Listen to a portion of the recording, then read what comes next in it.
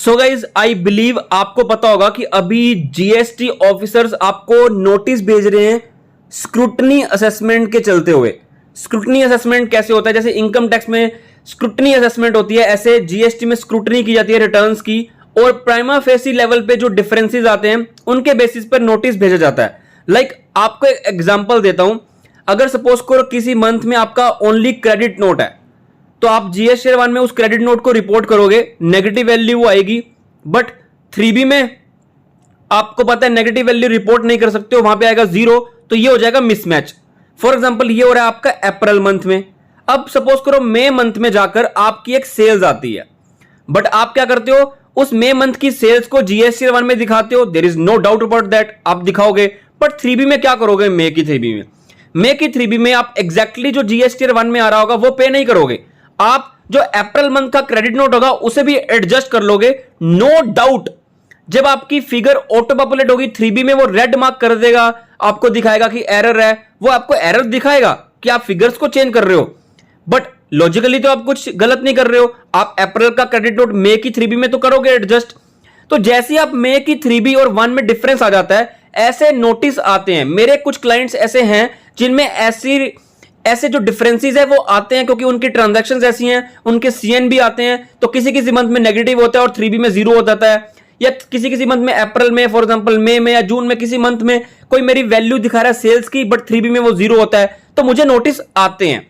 मैं गुजरात के अभी काफी सारे, मतलब 3 साल के पूरे ईयर्स को मैंने क्लोज किया, स्क्रूटनी असेसमेंट्स को, महाराष्ट्र को, और कभी कभी जैसे मेरा एक स्टेट की बात करता हूं तेलंगाना की, उनको ये बात बेसिक समझ नहीं आ रही थी। हैदराबाद के कंसल्टेंट ने मुझे फोन किया, मतलब ऑफिसर ने फोन किया, क्योंकि जो कंसल्टेंट वहां पर था वो विजिट कर रहे थे, ऑफिसर उनकी बात सुन नहीं रहा था। फिर हमने कॉल की थी, हैदराबाद के ऑफिसर को मैंने समझाने का ट्राई किया, उनको बताया कि क्या क्या एक सर्कुलर आया हुआ है, उस सर्कुलर के बेस पे आपको ये एडजस्ट कर सकते हो अगर कोई फिगर एडजस्ट नहीं कर पा रहे 3B में, क्योंकि पॉसिबल नहीं है नेगेटिव वैल्यू को एडजस्ट करना। तो वो हम क्या करेंगे, हम नेक्स्ट मंथ में एडजस्ट करेंगे। तो वो बात सुन नहीं रहे थे, बट मैंने उनको पूरा एक्सप्लेन किया तो बात मान ली, उनका भी क्लीन ऑर्डर हमारे पास आ गया था स्क्रूटनी रिटर्न्स का। तो गाइस अभी बट जो मैंने आपको ये सारी प्रॉब्लम्स बताई ना, अभी हमारे सामने एक इंपॉर्टेंट फीचर आने वाली है। GSTN portal is going to enhance the system performance. English नहीं रीड करेंगे, बस आप अगर आप चैनल पे नए आए हो ना तो चैनल को सब्सक्राइब कर लेना, ऐसी इंपॉर्टेंट अपडेट्स आपको मिलती रहेंगी। और बट प्लीज कमेंट बॉक्स पे अपना सपोर्ट जरूर दिखाना कि ये जो फीचर मैं आपको बताने वाला हूं ये आपको जल्द से जल्द सितंबर मंथ में मिल जाए, क्योंकि सितंबर लास्ट मंथ है, ताकि जो भी रिको का डिफरेंस पड़ा होगा हम सितंबर में एडजस्ट कर लेंगे। और साथ ही सिर्फ आपको एडजस्ट करने का मौका ना दे, वो कैरी फॉरवर्ड करने का भी मौका दे।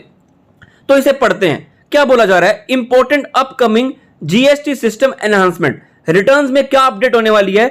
ऑटो इंटरेस्ट कंपटीशन होगी, मतलब अगर कुछ आपने कोई सप्लाई था, इनवॉइस था, बुक्स में रिकॉर्ड था, आपने R1 में रिकॉर्ड नहीं किया, गलती से भूल गए, पेमेंट नहीं की, तो उसकी पेमेंट करनी है 18% इंटरेस्ट से, तो वो ऑटो कंप्यूट कर लिया जाएगा बेस्ड ऑन डेट्स। अब वो कैसे होगा, वो ये जीएसटीएन पोर्टल वाले जीएसटी टैग देखेंगे। रही बात नेगेटिव लायबिलिटी इन 3B, जो मैंने आपको सारा एक्सप्लेन कर दिया। नेगेटिव लायबिलिटी का मतलब क्या है कि किसी मंथ में अगर क्रेडिट नोट है तो आप उसे 3B में एडजस्ट नहीं कर सकते हो, तो इसको इनेबल कर दिया जाए 3B में, आप नेगेटिव वैल्यूज रिपोर्ट कर पाओ। अप्रैल में अगर मेरा -10,000 है तो 3B में आप -10,000 लिख पाओ। बट बात यहां पर खत्म नहीं होगी कि आप -10,000 3B में लिख दो, आपको एक बटन देना है कि जो -10,000 हम लिख रहे हैं 3B में, नेक्स्ट मंथ में जाके ये ब्रॉट फॉरवर्ड हो और आपकी लायबिलिटी ऑटोमेटिकली एडजस्ट हो, ताकि हमें खुद मैनुअली कुछ करना ना पड़े, पोर्टल पर ये सब काम हो, ताकि नोटिस आना बंद हो जाए। मुझे बहुत सारे नोटिस ऐसे मेरे पास आ रहे हैं, क्योंकि नेचर ऑफ बिजनेस ऐसा है, ऐसा काम होता है। ठीक है, तो ये सब एडजस्टमेंट जब हो जाएगी तो काफी इजी हो जाएगा।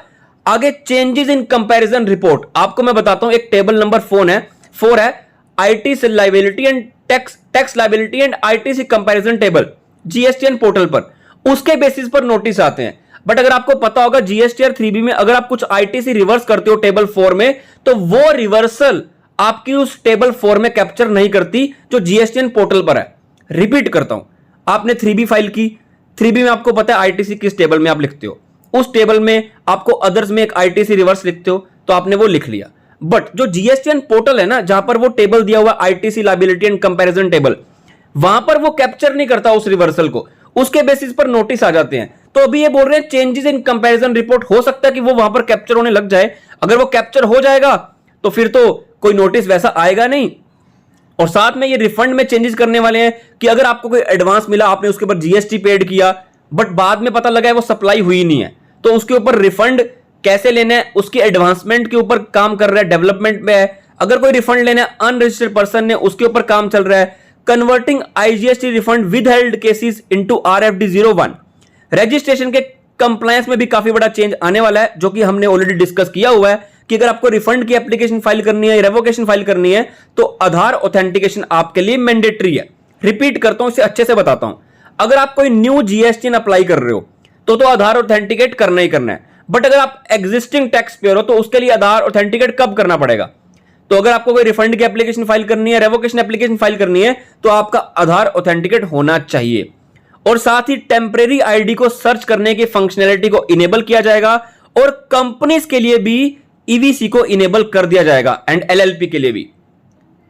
आई बिलीव आपको वीडियो काफी रेलेवेंट रही होगी, काफी इंपॉर्टेंट फीचर्स आने वाली है। आपको ये फीचर्स प्लीज सपोर्ट करना है कि सितंबर में इनेबल हो जाएं। कमेंट बॉक्स पे लिखना मत भूलना। वीडियो में कुछ अच्छा लगा तो लाइक शेयर कमेंट कर देना। Till then good bye.